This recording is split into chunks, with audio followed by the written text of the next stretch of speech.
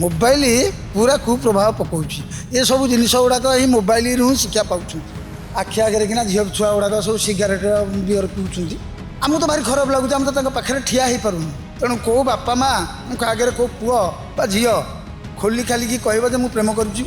मालिका वचन सत होची कलिकाल ध्वंस हम ये तो दिन को दिन हो झील पिला सब एमती बुलूँ पूरा ओपन पूरा बहुटे घर को बाहर ओढ़णा हाथ ओढ़णा पकईकी बुलूला बाहर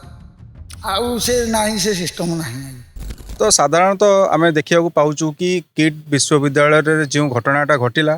ताकू नहीं कि विभिन्न महल रे विभिन्न प्रकार आलोचना वर्तमान चली तो एमती किसी आलोचना आम सबकि छाड़ीदे आज आम सरकार को दोष दबा न दबा से पर कथा आम पिला दोष दबा न दबा पर कथा जहाँ कि भी घटला निहाती भाव में निंदनीय थिला एवं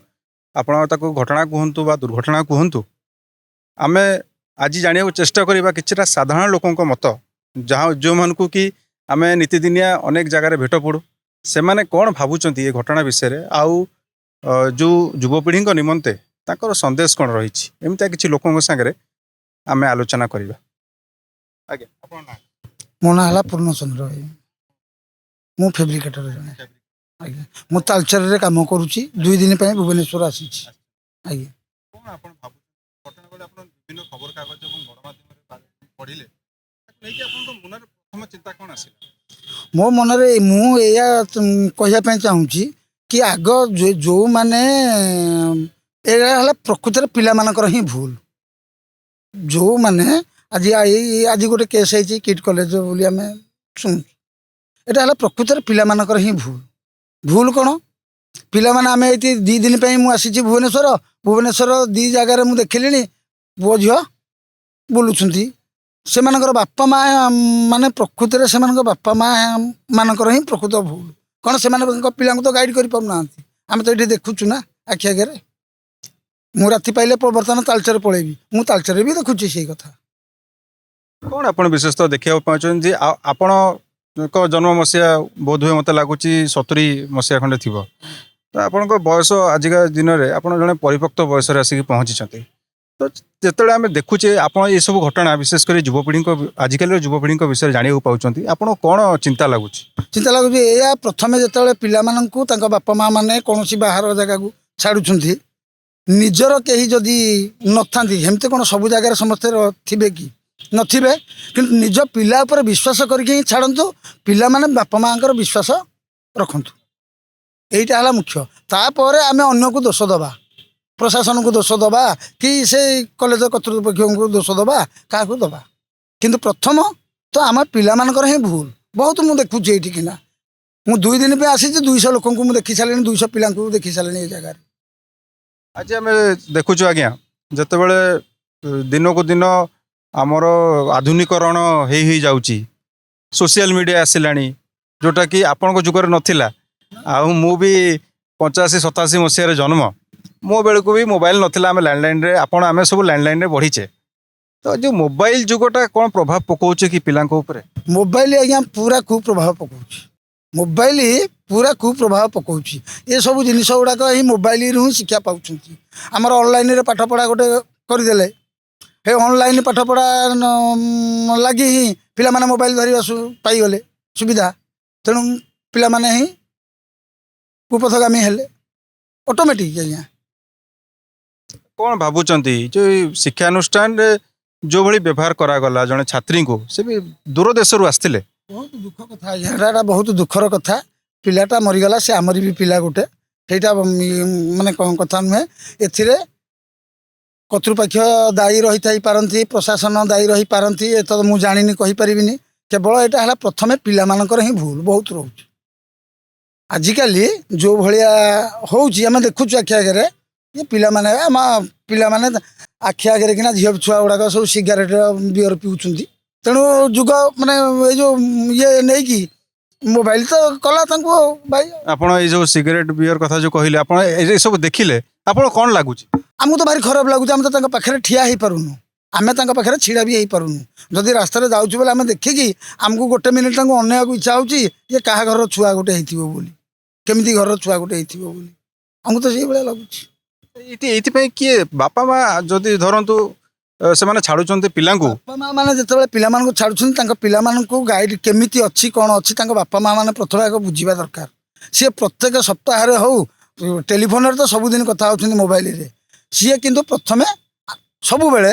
ତଦାରଖ କରିବା ଦରକାର ଆମ ପିଲାଟା କେମିତି ଅଛି କ'ଣ ନାହିଁ ନିଜେ ଆସିକି ଉପସ୍ଥିତିର ମାନେ ନିଜ ଆଖିରେ ଦେଖିବା ଦରକାର। ଯଦି ପିଲାମାନେ ମିଛା କହିବେ ବାପା ମାଆଙ୍କୁ କ'ଣ କରିବା? ମିଛ ତ କହୁଛନ୍ତି, ଯଦି ପିଲାମାନେ ସତ କହନ୍ତେ ତାଙ୍କ ସ୍ୱାର୍ଥରେ ତ ଆଞ୍ଚ ଆସିବ, ତାଙ୍କ ସ୍ୱାର୍ଥରେ ବାଧା ହେବ। ତେଣୁ କେଉଁ ବାପା ମାଙ୍କ ଆଗରେ କେଉଁ ପୁଅ ବା ଝିଅ ଖୋଲି ଖାଲିକି କହିବ ଯେ ମୁଁ ପ୍ରେମ କରୁଛି ବୋଲି ବା କ'ଣ ମୁଁ ଏଇଆଡ଼େ ବାବା ମୁଁ ଯାଉଛି କେଉଁ ପୁଅ ସାଙ୍ଗରେ ମୁଁ ପାର୍କରେ ବୁଲିବି ବୋଲି କେବେ କହିପାରିବ କି? ତେଣୁ ବାପା ମା ମାନଙ୍କ ଅଗୋଚର ରହୁଛି, କିନ୍ତୁ ବାପା ମା ମାନଙ୍କର କର୍ତ୍ତବ୍ୟ ଆସିକି ପିଲାର ଭଲ ମନ୍ଦ ବୁଝିବା ପାଇଁ ନିଜ ଆଖିରେ ଦେଖିବା ପାଇଁ। ଏଇ ଯେଉଁ ପାଶ୍ଚାତ୍ୟ ସଭ୍ୟତା ବର୍ତ୍ତମାନ ଭାରତ ବର୍ଷରେ ମାଡ଼ୁଛି ଏଇଟା କୁଆଡ଼କୁ ଆଜ୍ଞା ଗତି କରିବ ଆପଣଙ୍କୁ କ'ଣ ଲାଗୁଛି? ଇଏ ଅଳ୍ପ ଦିନ ଆଜ୍ଞା, ଇଏ ଅଳ୍ପ ଦିନରେ ଧ୍ୱଂସ ହବ। ଆମେ ତ ଶୁଣୁଛୁ ମାଳିକା ବଚନ ସତ ହଉଛି କଳିକାଳ ଧ୍ୱଂସ ହବ। ଏ ତ ଦିନକୁ ଦିନ ହେଉଛି ଝିଅ ପିଲା ସବୁ ଏମିତି ବୁଲୁଛନ୍ତି ପୁରା ଓପନ୍ ପୁରା ବୁଲୁଛନ୍ତି ବର୍ତ୍ତମାନ। ତେଣୁ ଇଏ ଅଳ୍ପ ଦିନ ଭିତରେ କିନା ଧ୍ୱଂସ ହବ। ପାଶ୍ଚାତ୍ୟ ଦେଶ ଆଉ ବୋଲେ ଆଉ କ'ଣ ଆଉ କହିବୁ, ଆଗରୁ ଯେମିତି ଥିଲା ବୋଉଟେ ଘରକୁ ବାହାରିଲେ ଓଢ଼ଣା ହାତେ ଓଢ଼ଣା ପକେଇକି ବୁଲୁଥିଲା ବାହାରୁଥିଲା, ଆଉ ସେ ନାହିଁ, ସେ ସିଷ୍ଟମ ନାହିଁ ଆଜ୍ଞା। କିଛି ଲୋକ ଅଛନ୍ତି ନଗ୍ନତାକୁ ମାନେ ମାନେ ନଗ୍ନତା ଲୋପ କରିବା ପାଇଁ କିଛି ଲୋକ ଅଛନ୍ତି ନଗ୍ନତାଟାକୁ ପ୍ରୋତ୍ସାହନ ଦେଉଛନ୍ତି। ଖଣ୍ଡଗିରି ସାଧାରଣ କଥା ଆପଣ ଦେଖିଥିବେ, ଖଣ୍ଡଗିରି ଆମେ ଶୁଣିଛୁ, ଆମେ ତ ନଥିଲୁ ଶୁଣିଛୁ, ଏଇ ୟୁଟ୍ୟୁବରେ ହଉ କେଉଁଠି ହଉ କେତେ ପ୍ରକାର କେତେ ମାନେ ଆଲୋଚନା ହେଇଛି ଏ ବିଷୟରେ କିନା। କିଛି ଲୋକ ଅଛନ୍ତି ଏଇଟା ନହେଲେ ଆଜ୍ଞା ହେବନି ବୋଲି, କିଛି ଲୋକ କହୁଛନ୍ତି ଏଇଟା ହେଲେ ଆମେ ଠେଙ୍ଗା ପୂଜା କରିକି ରଖିଛୁ ପ୍ରହାର କରିବୁ ବୋଲି, କିନ୍ତୁ ଠେଙ୍ଗା ପ୍ରହାର ବାଲା ବହୁତ କମ୍, ନଗ୍ନତାକୁ ଅଧିକା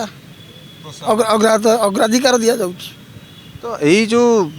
ନଗ୍ନତା ଏଇଟା ତ ଆମେ ଦେଖୁଛୁ ଯେ ଆମ ପୁରାଣ ମାନଙ୍କରେ ବି ଯେତେବେଳେ ଭାରତକୁ ମାନେ ଗୋଟେ ଖଜୁରାହୋ ମନ୍ଦିର ବିଷୟରେ ଆପଣ ଜାଣିଥିବେ, ଅଜନ୍ତା ମନ୍ଦିର ବିଷୟରେ ସେତେବେଳେ ବି ନଗ୍ନତା ପ୍ରଦର୍ଶନ ହେଉଥିଲା। କାମସୂତ୍ର ଯେତେବେଳେ ଭାରତ ବର୍ଷରେ ଲେଖାଯାଇଥିଲା, ଏତେ ସୁନ୍ଦର ବହି ଗୋଟେ, ଏବେ ଯେଉଁ ବିକୃତ କରାଯାଉଛି ଏଇଥିପାଇଁ କାହାକୁ ଆପଣ ଦାୟୀ କରିବେ? ସେତେବେଳେ ଫଟୋରେ ଆଜ୍ଞା ଦେଖାଯାଉଥିଲା, ଏବେ ବର୍ତ୍ତମାନ ପ୍ରାକ୍ଟିକାଲ ମାନେ ପ୍ରାକ୍ଟିକାଲ ପୁରା ଦେଖା ଦେଉଛି। ଆପଣ ଟିକେ ବେଳାଟେ ବୁଲି ଆସିଲେ ଦୁନିଆ ଜିନିଷ ଦେଖିବେ ଯେଉଁଟାକି କହି ହେବନି। ଆଉ ଅଧିକା କ'ଣ କହିବି? ଯେମିତିକି ତ ମୁଁ ଆପଣଙ୍କୁ ଆଉ ଟିକେ ପୂର୍ବରୁ କହୁଥିଲି ପୁଅ ଝିଅ ଏଠି ହାତ ଧରା ଧରି ହେଇକି ବୁଲୁଛନ୍ତି, ଯେଉଁଟାକି ଗାଁ ଗହଳିରେ ଅସମ୍ଭବ। ବାହାରୁ ଆସିଛନ୍ତି ବାପା ମା ମାନଙ୍କ ନଜରରେ ନାହିଁ, ଗାଁ ଲୋକ କେହି ଦେଖିଲେନି, ତେଣୁ ନିର୍ଦ୍ଦନ୍ଦରେ ମାନେ ମନ ଖୁସିରେ ବୁଲିଲେ ସେମାନେ ଏହା କରୁଛନ୍ତି। ଆପଣ କ'ଣ ଲାଗୁଛି ଛୋଟ ଛୋଟ ଗାଁରୁ ଯେଉଁ ପିଲା ଆଉ ଝିଅ ଗୁଡ଼ାକ ପୁଅ ଝିଅ ପଳାଇ ଆସୁଛନ୍ତି, ତାଙ୍କ ମୂଳତଃ ବର୍ତ୍ତମାନ ପାଠ ପଢ଼ିବା ଛଡ଼ା ଅନ୍ୟାନ୍ୟ କାମରେ ବେଶୀ ମନ ଲାଗୁଛି କି? ଅନ୍ୟାନ୍ୟ କାମ ବେଶୀ, ପାଠ ପଢ଼ାଟା ଆଜ୍ଞା କମ୍। କାହିଁକି କହୁଛି, ଆପଣ ଗୋଟେ ଛୋଟ ଗାଁରେ କିନା ସେ ଧୂଳିମଳିରେ ଖେଳୁଥିଲା ବୁଲୁଥିଲା ବଢ଼ୁଥିଲା, ସେ ଚାଲିଥିଲା ତାର ପ୍ରଥମରୁ ଦଶମ ପର୍ଯ୍ୟନ୍ତ ସେ ଯେମିତି ରହିଥିଲା। କିନ୍ତୁ ଯେତେବେଳେ ସେ ସହରାଞ୍ଚଳର ପାଣି ପବନ ତା ଦେହରେ ବାଜିଗଲା, ତା ଦେହରେ ବି ପକ୍ଷୀ ଲାଗିଗଲା ଆଜ୍ଞା। ସେ ବିଭିନ୍ନ ପ୍ରକାର ଚାଲିଲା ତାମସା ଚଲେଇଲା। ଆଉ କ'ଣ କହିବି? ତାହେଲେ ଏଇ ଯେ ଆମେ ମାନେ ବାପା ମା ହିସାବରେ ଆପଣ ବି ଜଣେ ପିତା, ଆଜ୍ଞା ତ ଆପଣ ଯଦି ଏଇ ପରିସ୍ଥିତିରେ ଭଗବାନ ନ କରନ୍ତୁ ଆପଣ କେବେ ପଡ଼ିବେ ହେଲା, ଯଦି ଆପଣ ଦେଖିଲେ କି ଆପଣ ପିଲାଟା ଆପଣଙ୍କ ଆଖି ଆଗରେ ବିଗିଡ଼ି ଯାଉଛି କ'ଣ ହେଉଛି, ଆପଣ କେମିତିକି ତାକୁ ବାଟକୁ ଆଣିବେ ଆମକୁ ବି କିଛି କୁହନ୍ତୁ। ଏବଂ ଯେଉଁମାନେ ଆପଣଙ୍କୁ ବର୍ତ୍ତମାନ ଶୁଣୁଛନ୍ତି ଆପଣଙ୍କର କ'ଣ ରହିବ ତାଙ୍କ ପ୍ରତି ଯେଉଁ ଆଚରଣଟା କ'ଣ ରହିବ? ଆଜ୍ଞା ଆମକୁ ତ ଖରାପ ଲାଗୁଛି ପ୍ରଥମେ, ଦ୍ୱିତୀୟରେ ଆମେ ତାଙ୍କୁ ନିଶ୍ଚିତ ଇଏ କରିବା ପାଇଁ ଚାହିଁଲେ ଆଜିକାଲି ଏଇଟା କଳିଯୁଗ ଆଜ୍ଞା। ପଦୁରେ ପଚାରିଲେ ତୁମ ବାପାର କ'ଣ ଗଲା ବୋଲି ଏଇ ଉତ୍ତରଟା ହେବ, ତାପରେ ତୁମର କ'ଣ ଯାଇଛି, ତୁମେ କିଏ ତୃତୀୟ ପୁରୁଷ, ଆମେ କି ଉତ୍ତର ଦେବୁ ତାଙ୍କୁ? ଖାଲି ଦେଖିବୁ,